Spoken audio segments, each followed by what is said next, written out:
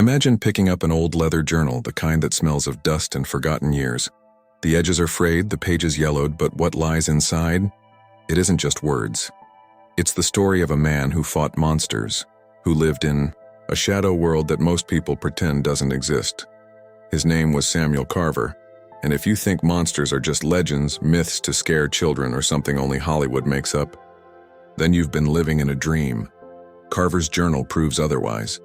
Tonight I'm going to share his words with you, but I warn you, once you hear them, you'll never look at the dark the same way again. Before we dive in, make sure you hit that subscribe button and leave a comment about what you'd do if you discovered monsters were real. Would you fight them, or would you run? I really want to hear your thoughts. Carver started like any one of us, a kid in a small town. No prophecies, no special bloodline, no sign he was destined for something greater. He wrote about climbing trees, sneaking candy, and watching fireflies. A normal boy, until one night changed everything. He was 17 when it happened. Walking home from a late shift at the diner, he heard what he thought was an animal crying in the alley. But when he looked closer, he saw two figures. One pale, tall, eyes glowing faint red. The other, a man struggling, choking as the pale figure pressed its mouth to his neck. Carver had no name for it back then, but now we know. He had stumbled onto a vampire feeding. The vampire turned, its eyes burning into him, and for a moment Carver froze. That's when another figure appeared. A woman in black, armed with a wooden stake, who tackled the creature and drove the stake straight through its chest. The vampire crumbled into ash right there in front of him. That was the night Carver's life changed. The woman, her name was Lillian, was part of a group called the Institute. They hunted the things people thought were legends. Vampires, trolls, sirens, demons. They kept the darkness from spilling into the light of everyday life. And they told Carver he had a choice. Pretend he saw nothing, or step into their world. Carver chose the second option. The journal pages shift here, his handwriting a little darker, a little rougher. He writes, "Once you see them, you can't unsee them. The shadows aren't just empty anymore. They breathe, they wait, they hunger." His first mission was in the Appalachian Mountains. A family's child had been stolen. Locals whispered it was a bear, maybe a crazy hermit. But Carver's group knew better. Something ancient lived in the caves, a troll. Carver describes the journey up the mountain, the chilling air, the cries echoing through stone. He wasn't experienced then, just holding a lantern while others carried weapons. But when they found the troll's lair, he couldn't look away. The creature was massive, its skin gray like rock, eyes yellow like dying fire. It had the child in a cage, rocking it back and forth like a doll. The team distracted it, but Carver, young, reckless, squeezed through and pulled the child out himself. The troll roared, swinging its massive arms. Carver swears he felt the wind of its claws graze his hair. The others brought it down with fire and steel, but Carver learned something that day. Monsters weren't mindless beasts. When the troll fell, it whispered something in a guttural tongue.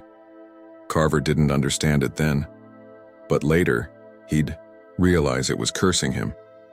The second mission took him far from mountains and forests into New Orleans, the city of jazz, of life, of night.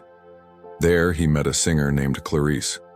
Her voice was said to stop a crowd in their tracks, to make even drunks weep. But suddenly, she could no longer sing. When she tried, nothing came out. Just silence. She said she dreamed of a woman with long black hair rising from the Mississippi, a woman who smiled and touched her throat. Carver recognized the mark of a siren. Sirens don't always live by the ocean. Some slither inland, stealing what they crave. This one had stolen Clarice's voice, keeping it like a trophy. Carver and his team searched the riverbanks at night, and the journal's descriptions here are haunting. He writes of a figure gliding across the water, humming with Clarice's stolen voice. The sound nearly dragged him into the water, pulling at his mind, at his bones. But Carver fought it, driving an iron blade into the water. The siren screamed, not in her own voice but in Clarice's, and then disappeared beneath the waves. Clarice never fully got her gift back, but Carver said her laugh returned bright and human. The third mission is the darkest, a farm in the southern fields where crows swarmed the skies unnaturally thick. Not just birds, something worse. Carver's team discovered the land was cursed. Years ago, the farm had been built over the site of an old massacre. The pain and blood had soaked the soil. From that grief, creatures were born. Crow demons, things that looked like birds but with human teeth and eyes that glowed red. At night, they'd perch outside the farmhouse, whispering in voices of the dead. Carver writes about the battle with them, how their wings tore through windows, how their claws left scars on his arms. The family who lived there was half mad from sleepless nights. The Institute performed a cleansing ritual, burning the soil, releasing the trapped spirits. But Carver admits something that chills the bones. He still dreams of their whispers. He says they promised to follow him. As the journal goes on, Carver grows older, more worn. He writes about how monsters are changing.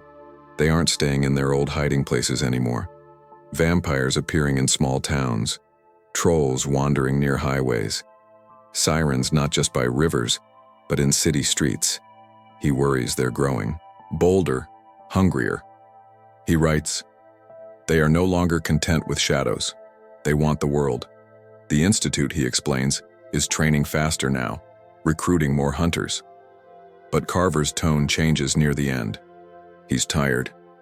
He's lost friends. He wants peace. He says, "I wonder if the monsters know we fear the same thing they do. Time. They fear running out of it. And so do we." And finally, his last entry, "I want to retire. I want to sit on a porch and drink coffee without checking the shadows. But the world will always need someone. When one hunter lays down his weapons, another must pick them up." If you are reading this, maybe that someone is you. The journal ends there. No signature, no final word, just empty pages. So I ask you, do you believe Carver's story?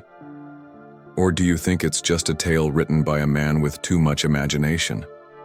Remember this, though. The world is vast. Dark corners stretch farther than our eyes can see. And if monsters are real, who's watching them right now? If you enjoyed this story, don't forget to subscribe, hit that like button, and leave a comment. Tell me, which of Carver's missions scared you the most? The troll in the mountains, the siren by the river, or the crow demons in the south? I read every comment, and your thoughts help me bring even darker stories to life. Sleep well tonight, but don't be surprised if something stares back at you from the dark.